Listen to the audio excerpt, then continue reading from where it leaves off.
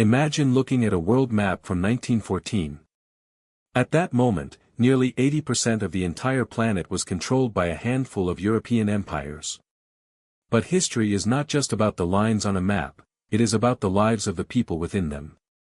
Today, on Pastverse, we are looking at the era of colonialism, a period of massive expansion, deep tragedy, and incredible resistance.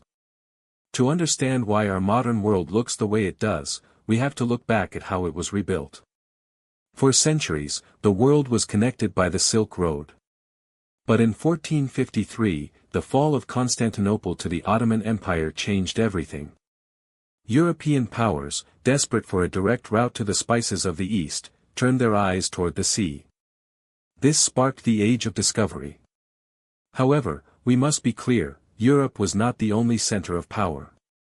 While Portuguese ships were rounding the Cape of Good Hope, the Mali Empire in Africa, the Ming Dynasty in China, and the Aztec and Inca civilizations in the Americas were flourishing centers of trade, science, and art.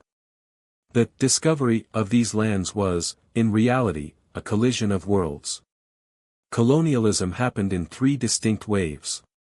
The first was the era of the conquistadors in the Americas, where gold and silver became the primary objective. This led to the Great Dying, where millions of indigenous people perished due to war and European diseases. Entire civilizations were reshaped as land was claimed for distant crowns. The second wave was fueled by the Industrial Revolution. As Europe's factories grew, they needed raw materials: cotton from India, rubber from the Congo, and tea from China. This turned trade outposts into full-scale political occupations, driven by an insatiable need for resources.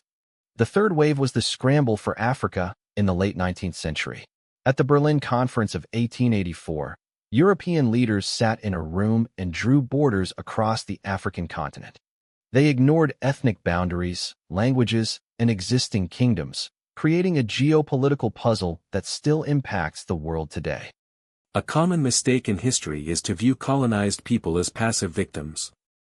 This couldn't be further from the truth. Across every continent, people fought to maintain their sovereignty.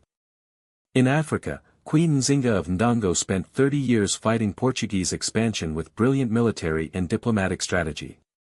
In South Africa, the Zulu kingdom famously defeated a modern British army at the Battle of Isandlwana. In the Americas, the Haitian Revolution saw enslaved people rise up to defeat the French Empire, creating the first free black republic in the world. From the mountains of Jamaica, where Maroon leaders fought for freedom, to the shores of New Zealand, where the Maori defended their ancestral lands, resistance was a global constant. In India, the uprising of 1857 shook the British East India Company to its core, signaling the beginning of a long journey toward independence. To the Boxer Rebellion in China, the story of colonialism is equally the story of those who refuse to be colonized.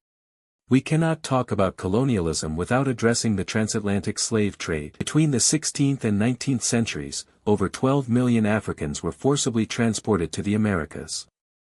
This was not just a migration, it was a global system of extraction that built the wealth of modern empires while devastating the social fabric of West and Central Africa. Similarly, in Asia, systems like the British Raj saw the extraction of trillions of dollars in wealth, leading to man-made famines that claimed millions of lives. The mid-20th century brought the winds of change.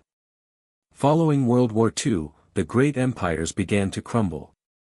Figures like Kwame Nkrumah in Ghana and Ho Chi Minh in Vietnam led movements that reclaimed national identity. But even after the flags were lowered and the soldiers left, the legacy remained. We see it today in the languages we speak, the legal systems we use, and the classrooms where history is taught. Colonialism didn't just end, it evolved into the modern global economy. History is a mirror.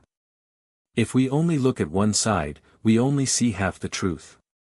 By understanding the full scope of colonialism, the greed, the innovation, the suffering, and the resistance, we can better understand the challenges of our own time. Thank you for watching this deep dive on Pastverse. If you found this history valuable, don't forget to like and subscribe for more stories from our shared past. Until next time.